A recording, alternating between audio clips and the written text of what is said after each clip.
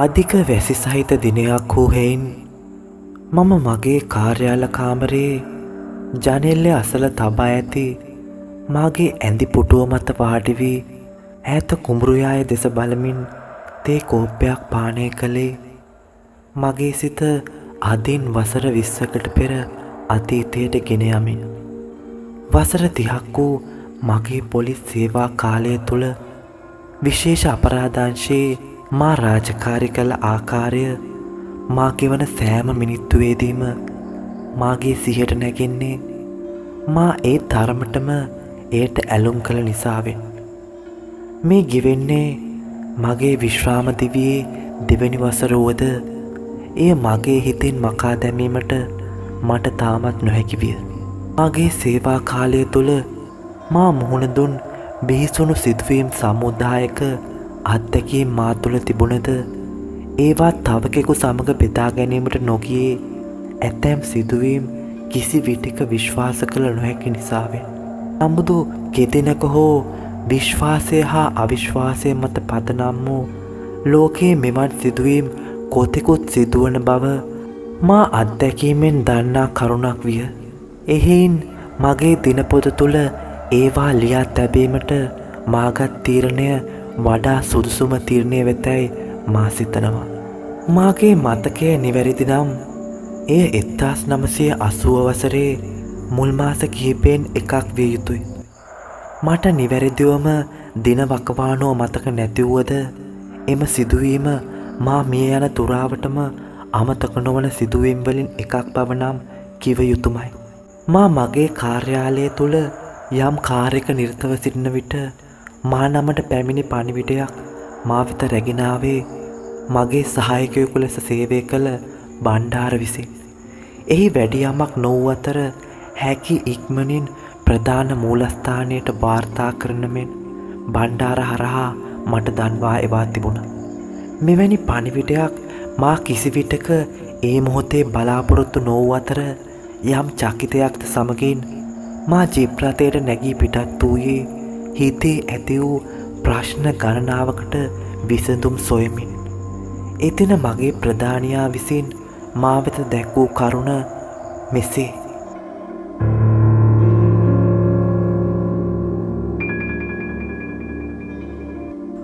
තිලක් එන්න මම ඔයාට එන්න කිව්වේ විශේෂ වැඩකට. මම කෙලින්ම කතාව කියන්නම්කෝ. ඔයා දන්නව ඇති ජෝන් ඉරුකල් බණ්ඩාර මන්ත්‍රීතුමාව. මිනිහා ගිය පාර ඡන්දේ පෙරදුනානේ. මිනිහාගේ මහගෙවල් තියෙන නුවර. පරණ වලව්කාරයෝ. මිනිහා විතරයි ඉඳලා තියෙන ගෙදර. තව එක මල්ලි කෙනෙක් ඉන්නවා. මිනිහා ඉන්නේ කොළඹ. කොහොම හරි දැන් ටික දවසක ඉඳලා මිනිහා ගැන කිසිම ආරංචියක් නැතිලු. කතා කරන්නෙත් නැතිලු. ගෙවල් අහල පහලයි කියනවලු අමුතු දේවල් ඒ ගෙදර වෙනවා කියලා. මට මැසේජ් කිහිපයක්ම ආව ඒක ගැන අපට මිනිස්සුන්ගේ. ඒක නිසා අදම කට්ටිය අරන් ගිහින් ඒ ගෙදර පරීක්ෂා කරන්න. මට අවසර සම්පූර්ණ විස්තරයක් ඕන. තේරුණාද? මම කැමති නෑ මේක හැමෝම දැනගන්නවට. මොනවා වුණත් හිටපු മന്ത്രി කෙනෙක්නේ. ඒක නිසා ඉන්න විශ්වාසම 3 දෙනෙක් අරන් යන්න. තේරුණාද? හරි සර්, මම දැම්ම යන්නම්. ඊට සුළු මොහොතකට පසු මමත් බණ්ඩාරත් සමන් සහ අප පොලිස් ස්ථානයට මුල්ම පත්වීම ලැබ පැමිණි කඩිසර තරුණ නිලධාරියෙකු වූ කුමාරත් ජීප් රථයේ නැගී බණ්ඩාර වලව්ව වෙත යන්නට උනා.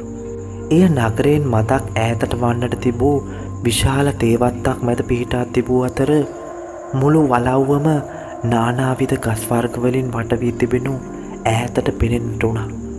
ප්‍රධාන මාර්ගයෙන් මදක් ඇතුළට ගිය විට ප්‍රධාන ගේට්ටුව විවර කොට වලව්ව වෙත යාමට තවත් මීටර 200ක් පමණ යා යුතු වුණා.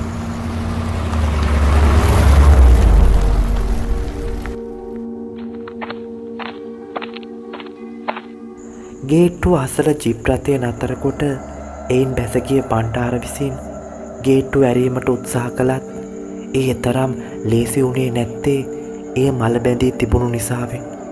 කුඩා සොයිබයක් මගින් එය අකුළු දමා තිබූ අතර එය ගේට්ටුවට ඇතුළු පසෙන් තිබූ නිසාවෙන් එය තව අසීරු වුණා. අවසානයේ දැඩි වෙහෙසක් දරා ගේට්ටුව විවර කර ගැනීමට බණ්ඩාර සමත් වුණා. ඔහු එහි පළු දෙකම විවෘත කරනු ලැබුවේ වාහනය වත්ත ඇතුළට ගැනීම සඳහා. එය විවෘත කිරීමද පහසු නොවුනේ එය මලකා තිබූ නිසාවෙන්.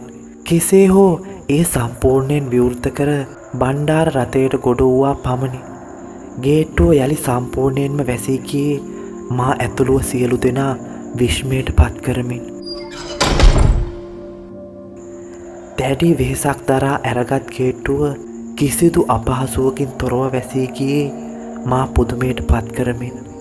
නැවත බණ්ඩාර බිමට බැසීමට සූදානම් වුවත් ඔහු වැළැක්වූ මා ඔහුට වාහනය ගන්නට ඉඩදී මං විසින්ම ගේට්ටුව විවර කරන්නට උත්සාහ කරා. එවිටද එය පෙර පරිදිම ඉතා අපහසු වූ අතර එය මා තවත් පුදුමයට පත් කරන ලද්දේ පෙරමය එතරම් පහසුවෙන් වැසී ගියේ කෙසේද යන්න සිතීමෙන්. වාහනය ඇතුළට ගන්නාතුරු ගේට්ටුව විවර කරගෙන සිටි මා ගේට්ටුව අතහැර රථයට ගොඩවීමට සැරසුණා පමණි. පෙර පරිදිම නැවතත් ගේට්ටුව වැසී ගියේ මා හඬක් නගමින්. යකඩ තහඩුවලින් නිමවා තිබූ ගේට්ටුව එකට වැදීම නිසා අධික ශබ්දයක් පිට වූ අතර එය මුළු වත්ත පුරාම රැව් දෙන්නට වුණා. එම ශබ්දයේ කොතරම් දෙයත් අඳුරු බවක් ඉසුළු වත්තේ ගස්වල වසා සිටි වවුලන් මා හඬින් විසිර යන්නට වුණා. එම වවුලන් රංචුව සැනකින් රථය දෙසට එන්නට වූ අතර මම වහා රථයට නැග දොරවසා නොගත්තේ නම් වවුලන්ගෙන් මා වැසී යනු නියතයි. සැනකින් වවුලන් රංචුව පිටව ගිය අතර මම නිකමටමෙන් පැති කණ්ණාඩියෙන් පිටුපස ගේට්ටුව දෙස බලන්නට වුණා. මට මගේ දැස් අදාගත නොහැකි වුණා. එක වරම ගේට්ටුවේ සොයිබය වැටෙන්නට උනේ කිසිවෙකුගේ හෝ අනුදැනුමකින් තොරව.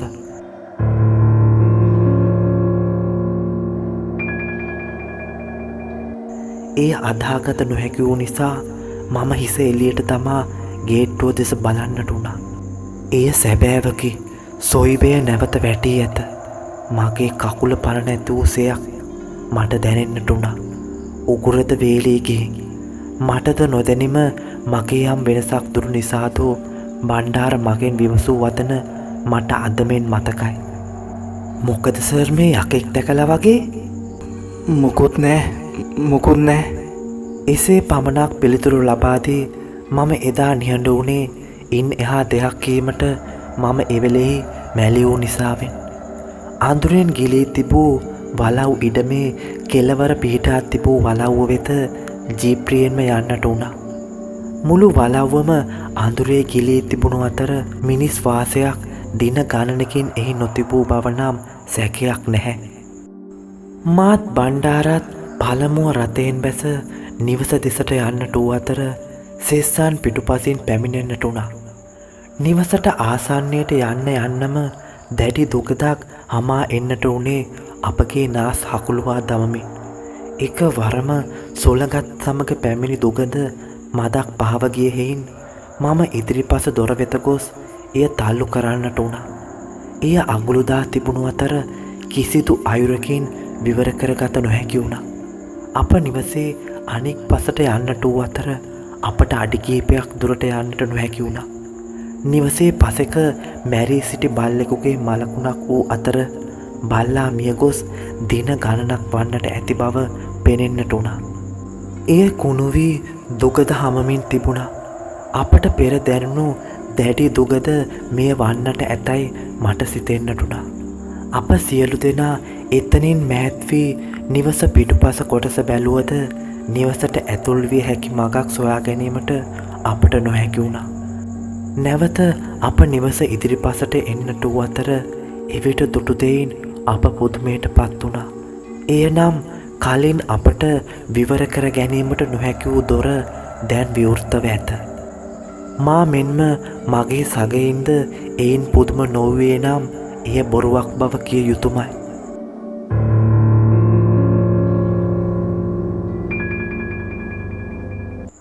මා පළමුව නිවසට ඇතුල් වූ අතර දැඩි උත්සාහයක් දරා ආඳුරු ගුහාවක් බඳු නිවසේ විදුලි බොබුලු දල්වා ගැනීමට මා සමත් වුණා. නිවස ඇතුළත පිටතට වඩා හාත්පසින්ම වෙනස් වුණා. නිවසින් පිටත වල්වැදි අපිරිසුදුව තිබුණද නිවස ඇතුළත පිරිසිදුව පිළිවෙලකට තිබුණා. එය පැරණි වලව්වක් වූ නිසාදෝ පැරණි ලීබඩු මෙන්ම පැරණි ගෘහ උපකරණ රාශියකින් පිරී තිබුණා. අප සිව් දෙනා නිවසට ඇතුල් වී විසිත්ත කාමරයේ දෙසට ඇවිත ගොස් එතනින් වෙන්වෙන්ව ගොස් පරීක්ෂා කරන්නට වුණා.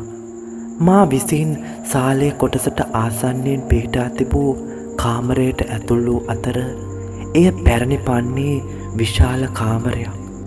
කාමරයේ දොරට මුහුණලා විශාල කළුවර අල්මාරියක් තබා තිබුණා. මා කාමරය පුරා ඇවිද බැලුවත් වැදගත් යමක් සොයා ගැනීමට නොහැකි වුණා. නමුත් කාමරයේ පසෙක එල්ලා තිබූ පැරණි ඡායාරූපයක් වූ අතර එහි පිරිමින් තිදෙනෙකුගේ රුව දැක්වුණත් එහි තිදෙනෙකුගේ මුහුණ හඳුනා ගැනීමට නොහැකි ලෙස බොඳ වී තිබුණා. එක් අයෙකුගේ පමණක් මුහුණ පැහැදිලිව පෙනෙන්නට තිබුණා. උඩු රැවුලක් ඇති කඩවසම් උස තරුණයෙකුගේ රුවක් එහි වුණා. ඒ දෙස මොහොතක් බලා සිටි මා අනේ පිරිස සොයා යාමට කාමරයෙන් එළියට ඒමට සැරසුණා පමණි. ඒ මොහොතකට මා අල්මාරියේ කණ්ණාඩිය දෙස බලන්නට වුණා. එය බැලුවාට වඩා බැලුනි කීවා නම් වඩාත් නිවැරදි. එකවරම මා දෙස යමෙකු බලා සිටිනු මට පැහැදිලිව පෙනෙන්නට වුණා. නමුත් එක් නිමේෂයකින් එය අතුරුදහන් වුණා.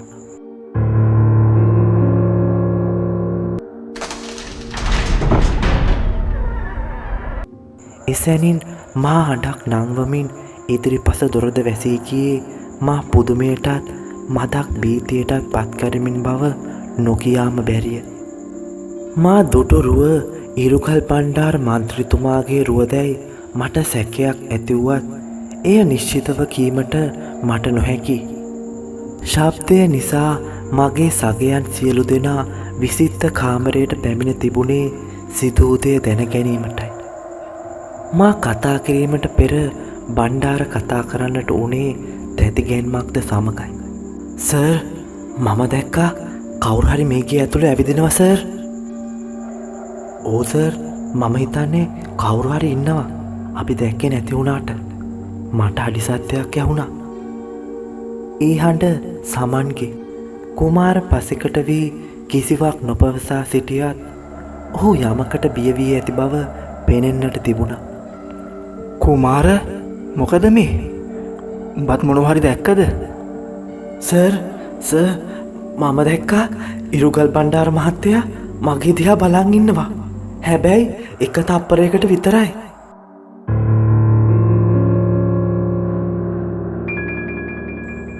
උඹ ඔය මොනවද මේ කියවන්නේ? දෙයියම්ප සර්, ඒ ඉරුගල් බණ්ඩාරම තමා. මම මේ සිදුවීම් පෙළ දක්වන්නේ එම අවස්ථාවේ අප මුහුණ දුන් සත්‍යම සිදුවීම් මතයි. අපගේ සංවාදය අතරතුර ඉහළ මහලේ යමෙකුගේ අඩිහඬක් ඇසෙන්නට වුණා. ඉහළ මාලේ ලී පොළොව මත යමෙකු සක්මන් කරන්නට වුණා.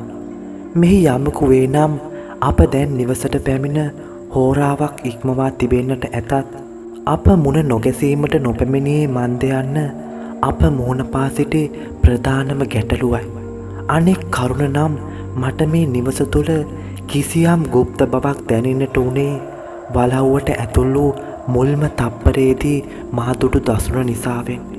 දැන් අනෙක් සගයන්ටද එය දැනෙන්නට වීම ගැටලුව තවත් සංකීර්ණ කිරීමට සමත් වී තිබුණා.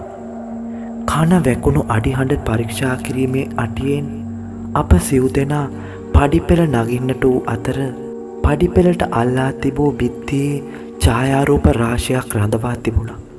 ඒවායේද කාමරයේ තිබූ රූපයමෙන් අර තරුණයාගේ රූපය ඉතිරිව තිබියදී අනෙක් සියලු මුහුණු බොඳ වී තිබුණා. ඒ ලී පඩිපෙළක් වූ අතර අඩිය තබන වාරයක් පාසා කිරි කිරි හඬ නැගෙන්නට වුණා. අප සිව් දෙනාගේ සපත්තු හඬට අමතරව අපට ඉදිරියෙන් තවත් අඩි හඬක් මට ඇසෙන්නට වූයෙන් මා සියලු දෙනාට නවතින ලෙස අතින් සන් කළා. නමුත් අපට ඉදිරියෙන් අනෙක් අඩිහඬ නොනවත්වාම සියලු දෙනාටම ඇසෙන්නට වුණේ අප සියල්ලන්ටම බියක් සහ චකිතයක් ගෙන දෙමින්.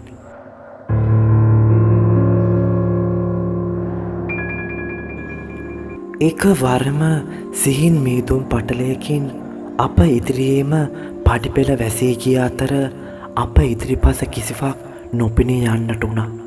එක වරම නිවසේ විදුලියද විසන්ති වූ අතර වහලේ සවිකර තිබූ කුඩා වීදුරු කැබැල්ලකින් ගලා ආ හඳ එළියෙන් නිවසේ උඩුමහලට මද ආලෝකයක් ගෙන දී තිබුණා. මොහොතකින් විසන්ධ වී තිබූ විදුලිය නැවත පැමිණි අතර වටපිට බැලූ අපට අපගේ දැස් අදාගත නොහැකි වුණා. නිවසට ඇතුල් වන මොහොතේ පිළිවෙලට පිරිසිදුවට තිබූ නිවස දැන් එකම කුණු ගොඩක් වී ඇත. දූවිලි තට්ටුවක් ලීබඩු මත වූ අතර වවුලන් විසින් අපවිත්‍ර කොට නිවස ඇතුළ විනාශ කොට තිබුණා. මකුණු දැල් අපව වසා ගැනීමට තරම් වුණා. මෙය දැකීමෙන් අපගේ බිය ඉහවහා ගිය බව කිව යුතුමයි. අප මෙතුවක් වෙලා දෘෂ්ටි මායාවකට නතුව සිට ඇති බව නම් සාක්සුදක්සේ පැහැදිලි. වටපිට බලමින් සිටි මා ඇතුළු සගයන් එක වරම පඩිපෙළ ඉහළ බැලුවේ අඩිහඬක් ඇසෙන්නට වූ නිසාවෙන්. අපගේ කකුල් පණ නැති කරමින් යමෙකු පඩිපෙළ නගමින් සිටි අතර ඔහු කවුරුන් වුවද ඔහු ඊට ඉදිරියෙන් තිබූ දොරෙන් නොපෙනී ගියේ එක සැනකින්. මම සැනකින් එම රුව පිටුපස දිව ගොස් කාමරයට ඇතුල් වූ අතර නමුත් එහි කිසිවෙක් නොවුණා. එක වරම යමක් මගේ පයට පෑගී විසිවී ගියා. එය කුමක්ද යන්න හඳුනා ගැනීම මට අපහසු නොවුණා. එය පරණ ඡායාරූප ඇල්බමයක්. එහි උනේ එකම එක පින්තූරයක් පමණයි. මා පිටුපසින් කාමරයට පැමිණි බණ්ඩාරද මාගේ පසුපසින් වූ අතර මා මෙන්ම ඔහුද පින්තූරය දෙස බලා සිටින්නට වුණා. එහිද මා දුටු පළමු පින්තූරය මෙන් තරුණයන් දෙදෙනෙකු හා වැඩිහිටි පිරිමියෙකු සිටි අතර ඉන් එක් අයෙක් මා පෙර දුටු තරුණයාමයි. අනෙක් දෙදෙනා කවුද යන්න හඳුනා ගැනීමට නොහැකි වුණා. එක වරම මා සහ බණ්ඩාර බලා සිටියදීම ඡායාරූපය බොඳ වී ගියා. අර තරුණයාගේ රුව පමණක් එහි ඉතුරු වුණා. බියටම මගේ දෑත් වේවුලා ඇල්බමය බිම වැටුණා. එක වරම කාමරයේ විදුලි බුබුළු නිවී දැල්වෙන්නට වුණා. අප ඉදිරියෙන් මදක් විශාල පෙට්ටකමක් වූ අතර එය කළුවර ලීයෙන් තනා කැටයම් කොට තිබුණා. මොහොතක් නිශ්ශබ්දව කිවී ගියා. එක වරම ලී පෙට්ටගම සෙලවෙන්නට උනේ මහ හඬින් කිසිවකුගේ සෙලවීමකින් තොරවයි. එය තුටු මමත් බණ්ඩාරත් බීතියෙන් ඇලලී ගියේ සිතුුනේ කුමක්දැයි සිතා ගැනීමට නොහැකි වූ නිසා. එය තුටු මගේ උග්‍ර වේලී ගියේ කෙල පිඩක් හෝ ගෙල ගැනීමට නොහැකිවන පරිද්දෙන්. සිතට ධෛර්යගත් මා බියෙන් නුවද සෙමෙන් පෙට්ටගම අසරට යන්නට වුණා. බර ඇති පියනක් තිබූ එය මද වෙහෙසක් දරා විවර කර ගැනීමට මා සමත් වුණා. එය විවර කළ සැනින් නිලමැස්සන් රංචු පිටින් එයින් පිටවන්නට වූ අතර දැඩි දුකදකින් මුළු කාමරයම පිරියන්නට වුණා. මට වමනය යාමට ආසන්න වූ නිසා මා පෙට්ටගම අසලින් මෑත් වන්නට උනේ එය දරා ගැනීමට තරමක් අපහසු වූ හේයින්. එය එතරම්ම දැඩි දුගදක් බව කිව යුතුමයි.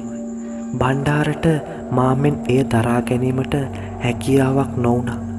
ඔහු වමනය කරන්නට වුණා. මා කෙසේ හෝ දුගද ඉවසාගෙන පෙට්ටගමට එබුණා. එය එසේ නොකළා නම් යයි මට අදද සිතුණුවාර අනන්තයි.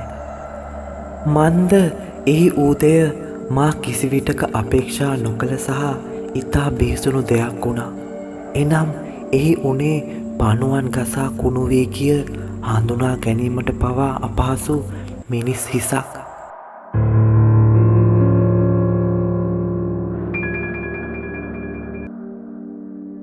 එය දුටු මගේ ඉහමොල රත් වී ගියේ කකුලේ සිට හිස දක්වා විදුලියක් වැදුණාක් මෙන්.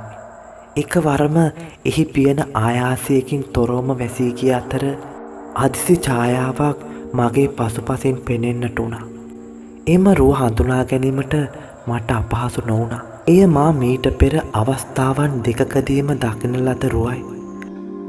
මේ අවස්ථාවේ එය මාහට පැහැදිලිවම දැක්කත හැකි වුණා.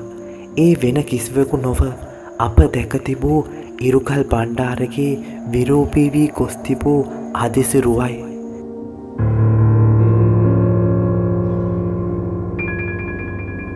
එකවරම සැනකින් මගේ බෙල්ල ඕගේ දැඩි ග්‍රහණයට නතු වුණා. ඒ කෙතරම් දෙයක් මට හුස්ම ගැනීමට පවා නොහැකි වුණා. මා කෙතරම් උත්සාහ කළද එය මදකට හෝ ලිහිල් නොවුණා. එකවරම මා උඩින් විසිකර දැමුවේ කිසිදු ආයාසයකින් තොරවයි. එවිට මා විසිවී ගොස් පුටුවක් උඩ වැටුනේ මගේ කොන්ද බිත්තියේද දැඩිව වද්දමින්. මා මෙන්ම බණ්ඩාරද ඒ හා සමාන දැඩි ප්‍රහාරයකට ගොදුරු වූ අතර ඔහුද විසිවී ගොස් බිත්තියේ වැදුනේ එක ඇසිල්ලකින්. ඒ පහරේ දැඩිකමදෝ ඔහුගේ හිසද තුවාල වී ලේ ගලා යමින් තිබුණා. මෙම සිදුවීමට එක නිමේෂයක් ගතවන්නට ඇතැයි මට සිතේ. ඒ සිදූ සැනින් එම රුව අතුරුදහන් වුණේ කාමරයේ විදුලි බුබුලද බිඳ දමා නැවත අප අඳුරු ගුහාවක් තුල සිර කරමින්. මොහොතක් වටපිට බැලූ මා වේදනාවද නොතකා බණ්ඩාරව වාරු කරගනිමින් කාමරයෙන් එළියට පැමිණියේ මගේ සගයන් සොයා ගැනීමේ අටියෙනි. ඒ වන විටත් කුමාර සහ සමන් උඩුමහලේ තිබූ තවත් කාමරයක් දෙසට දුවන්නට උනේ ඔවුනටද යමක් ඇස කැටී තිබුණු හේයිනි.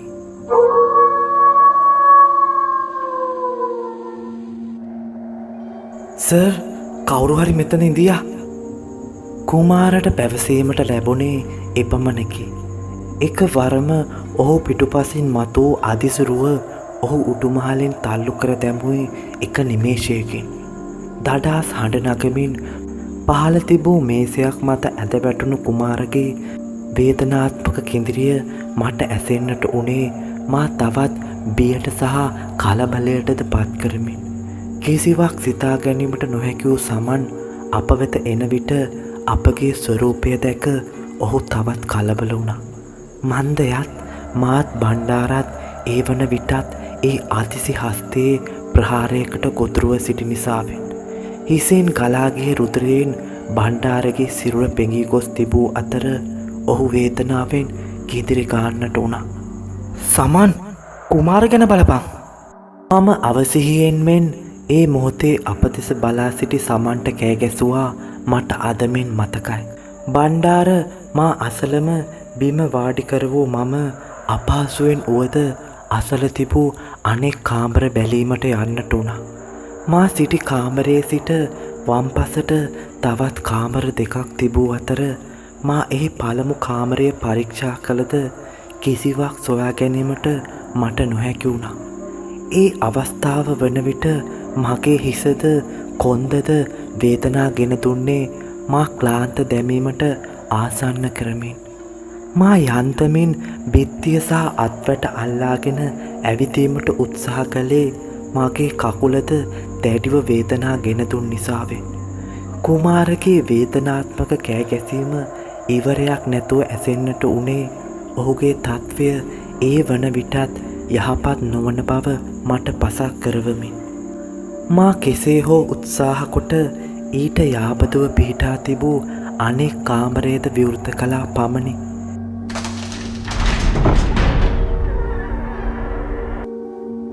එයින්ද පෙරමෙන් දැඩි දුගදක් කමාගෙන ආ අතර මට එය ඉවසා ගැනීමට මහත් වෙහෙසක් දැරීමට සිදු වුණා. එය විඳ දරාගෙන මා එහි ඇතුල් වුවද එය සම්පූර්ණයෙන්ම කෑලි කැපිය හැකි අඳුරේ ගිලී තිබුණා. මා අඩි කිහිපයක් ඉදිරියට ගිය අතර එකවරම මගේ හිස යමක තදින් වැදුණා. එම පහරේ සැර කිතරම් දෙයක් මම එතනම ඇද වැටෙන්නට වුණා. මම නැගිට ගැනීමට උත්සාහ කළද යමකට ලිස්සා ගියාමෙන් මා දෙවරක්ම ඇද වැටුණු අතර කෙසේ හෝ දැඩි වේදනාවද සමග නැගිට ගැනීමට සමත් වුණා. බිත්තියේ තිබූ ස්විච්යක් සොයා ගැනීමට මා බිත්තිය පුරා අතගෙන ගිය අතර අවසානයේ මම ස්විච්චේ සොයාගෙන විදුලි බුබුලු ක්‍රියාත්මක කළද චිරි චිරි හඬ නගමින් තිබුණත් ඒ හරි ආකාරව නොදැල්ලුණා.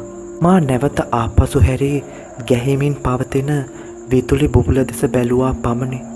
එය මුළු කාමරයම එළිය කරමින් එකවර දැල්ලුණා.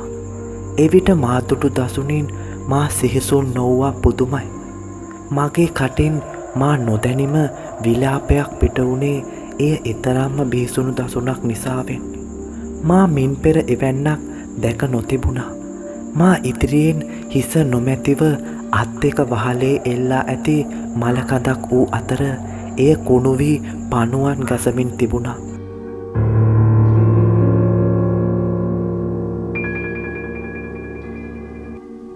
මෙය සිදුවී දැනට දින ගණනක් ගතව ඇති බව පසක් කර ගැනීමට මට එයම ප්‍රමාණවත් වුණා.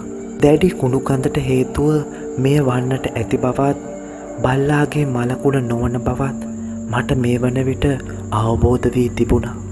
මෙම සිරුර පෙර මට හමු වූ විරූපී මිනිස් හිසෙහි හිමිකාරයාගේ බව මට තේරුම් ගැනීමට අපහසු නොවුණා.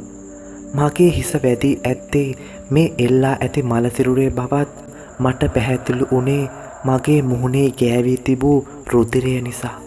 මුළු පොළවම ලෙයින් පෙඟී ගොස් තිබූ අතර තාර තට්ටුවක් මෙන් ඝනකම් රුධිරය පොළවට අල්ලා තිබුණා. මෙය දුටු ඇසිල්ලෙන් මගේ කකුල් පණ නැති වී ගියා.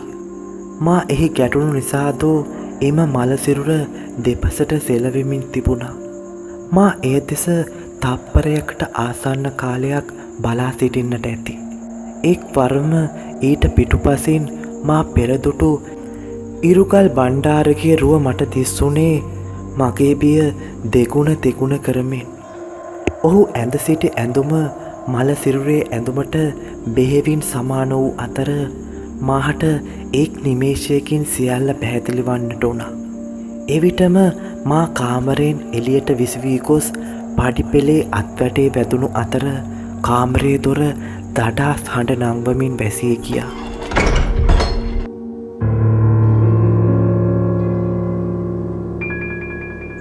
මේ සියල්ල සිදුවන්නට ගත වුණේ මිනිත්තු 20ක් පමණ වන්නට ඇතැයි මට සිතේ. මාහට සිදූ සියල්ල දැන් පැහැදිලි වී හමාරයි. ඉරුකල් බණ්ඩාර කෙසේ හෝ ඝාතනයට ලක්ව ඇති අතර ඔහුගේ වියරු ආත්මය මෙහි සැරිසරන බව මට සක්සුදක්සේ පැහැදිලි. බණ්ඩාරව වාරු කරගත් මා සැනිකින් පහළට බැස්සේ වේගයෙන්. කුමාරගේ කකුල බිඳී ගොස් තිබුණා. සමන් විසින් ඔහුව වාරු කරගත් අතර අප සැනිකින් වසා තිබූ දොර වෙත එන්නට උනේ හොල්මන් මන්දිරයෙන් වහාම පිටවීම එකම බලාපොරොත්තුව කරගනිමින්. නමුත් අවාසනාවකට මෙන් එය විවර කර ගැනීමට මට මගේ උරෙන් පහරදී මහත් ආයාසයක් ගැනීමට සිදු වුණා.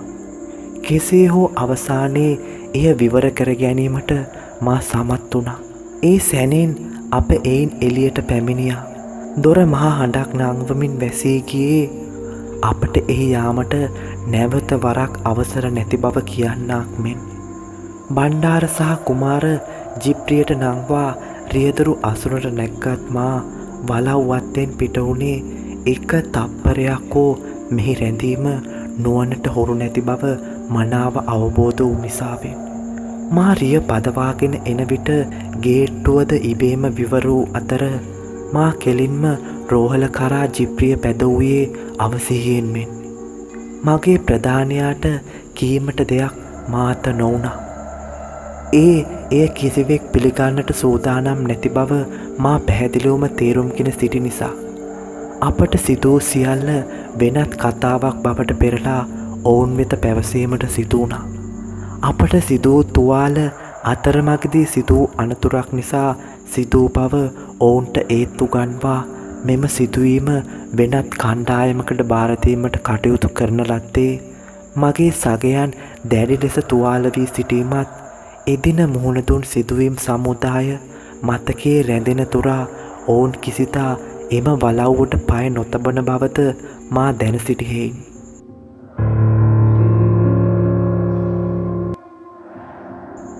පසුව වෙනත් පිරිසක් ගොස් එම මල සිරුර පිළිබඳ පරීක්ෂණය අවසන් කරන ලද අතර කිසිවක් සොයා ගැනීමට ඔවුනටද නොහැකි වුණා. පරීක්ෂණය තීරණයකින් තොරව අවසන් වූ නමුත් මා මුහුණ දුන් ඒ බිහිසුණු අත්දැකීම රහසක් ලෙස තබා ගැනීමට එකල මගේ සේවා කාලය තුළ මා කටයුතු කළා. මා එදෙන මුහුණ දුන් ඒ බිහිසුණු සිදුවීම මා ඔබ වෙත ගෙන ආවත් 1988 වර්ෂයේ පළ වූ පුවත්පත් වාර්තාවක කොටසක් ඔබට උපුටා දක්වන්නේ මෙය තාමත් නොවිසඳුණු අභිරහසක් බව මට හැඟෙන නිසාවෙන්. දිවන්ගත හිටපු මන්ත්‍රී ජෝන් ඉරුගල් බණ්ඩාර මහතාගේ සොහොයුරා වූ ඩග්ලි ඉරුගල් බණ්ඩාර මහතා කිසියම් පිරිසක් විසින් අමානුෂික ලෙස ඝාතනය කර ඇති අතර හිස කඳින් වෙන්කොට ඝාතනය සිදු කර තිබුණි. පසුගිය දිනක ප්‍රදේශවාසීන්ගේ තොරතුරකට අනුව පොලිසිය විසින් සිරුර සොයා ගන්නා ලදී. මෙම පුවත්පත් වාර්තාව සමග ඩග්ලි ඉරුගල් බණ්ඩාරගේ යයි පැවසූ ඡායාරූපයක් ඉදිරිපත් කර තිබුණා. එම ඡායාරූපයේ උනේ වෙන කිසිවෙකු නොව මම එදා වලව්වේදී දුටු අර ඡායාරූපයේ සිටි බොඳ නොවී ඉතුරු වී තිබූ තරුණයාගේ රුවයි.